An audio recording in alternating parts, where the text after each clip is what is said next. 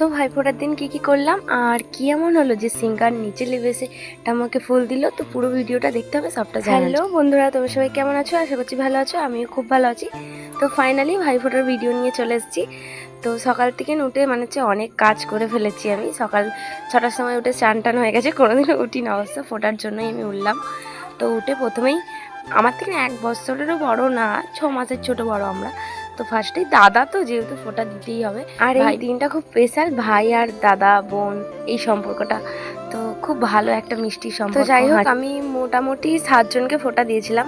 তো সবাই আমার দাদা, এই একমাত্র আমরা ধরতে গেলে একই বয়সী। তো যাই হোক, তো দেখতে দেখতে কালী পুজোটাও চলে গেল। মানে পুজো আসতে আসতেই ভালো, সত্যি মা আসলেও মানে যে দুর্গা পুজোটা যেমন হলো, ঠিক কালী পুজোটা একটা আশা নিয়েছিলাম যে কালী পুজোটা কবে আসবে, কিন্তু দেখো এলো, আবার মা চলেও গেল, আবার 1 বছরের অপেক্ষা। তো এখানে আমার ফোঁটা দেওয়া কমপ্লিট হয়ে গেছে। তো আমাদের ভাইফোঁটার মেনু ছিল হচ্ছে বিরিয়ানি, রায়তা আর চিকেন পকোড়া। তো এই 3টেই ছিল। আর আমি বিরিয়ানি খাইনি সেদিন, যেহেতু চিকেন দেওয়া ছিল। যেহেতু এটা দামোদর মাস, এই দামোদর মাসটা পালছি, তো তাই জন্য আমি চিকেনটা খাচ্ছি না। তোমরা অনেকে এবার বলবে যে চিকেন খাচ্ছ না, আমি যে মাছ খাচ্ছি। দেখো মানে যে পালছি বলে মানে আমার ভক্তি হলো না এই মাছটায় চিকেনটা খাওয়া, তাই জন্য আমি খাইনি। এবার তোমরা যেটা খুশি ভাবতে পারো, সেটা আমার কিছু যায় আসে না। তো আমি চিকেনটা এই মাছটা খাচ্ছি না, অনেক কোনো সবজিও আমি খাচ্ছি না।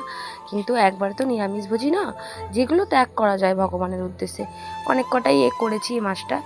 তো অত এগুলো বাদ দাও, আমি বলে দিলাম, কারণ কি আমি খাইনি, মাছ দিয়ে খেয়েছিলাম, মাছটা আমি খাচ্ছি। এটা নিয়ে আবার অনেকে বলবে যে নিরামিষ খেতে হয়, সেটা আমিও জানি নিরামিষ খেতে হয়। সবচেয়ে বড় কথা হচ্ছে যার যেতে ভক্তি আছে সে সেটা খাবে, আর যার যেটাতে ভক্তি হচ্ছে না সে সেটা খাবে না।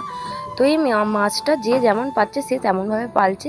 তো আমি যেমনভাবে পেরেছি সেরকমভাবে পালবার চেষ্টা করছি, ভগবানকে দীপদান করার চেষ্টা করছি প্রতিদিন একটা করে। এবার বাকিটা ভগবান, আমরা তো আর কেউ না যে পাপ পুণ্য বিচার করব, সবটাই ভগবানের হাতে। তো মন থেকে নেই যে মাছটা পালা উচিত, নিরামিষ খাওয়াই উচিত, কিন্তু না পারলে কি করা যায়। তো যাই হোক, বাদ দাও। তো আমি বিরিয়ানির পুরো রেসিপিটাই কিন্তু দেখিয়ে দিয়েছি, আমার দাদা করছিল। তো এখানে সব বোনেরা মুড়ি খেয়ে নিয়েছিলাম, মানে 4টে, আমাদের বিরিয়ানি হতে 4টে বেজে গেছিলো, তাই জন্য 2টোর সময় মুড়ি খেয়ে নিয়েছিলাম। তো এখানে বিরিয়ানি কমপ্লিট হয়ে গেছে। তো আমি আমার মাছের ঝালটা করে নিচ্ছিলাম, কারণ কি দিদিরা ওখানে বিরিয়ানি করছিল, ওদেরকে আর জ্বালায়নি।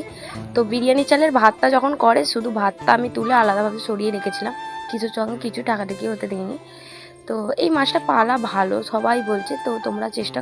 আর মাছটা বেশি দিন বাকি নেই, এখন বলে কি হবে, এটা নিয়ে আগে বলাই আমার একটা ভিডিও বানানো উচিত ছিল, যে মাছটার কথা বলার জন্য। সবাই জানো, তাও যেহেতু ভিডিও বানাই বলে দেওয়া উচিত। কমপ্লিট করে আমি আর কোনো ক্লিপ নিইনি, পুরো ডাইরেক্ট মন্দিরে গিয়ে ক্লিপ নিয়েছি, রেডি হয়েও কোনো ক্লিপ নিতে পারিনি, ঘুমিয়ে নিয়েছিলাম।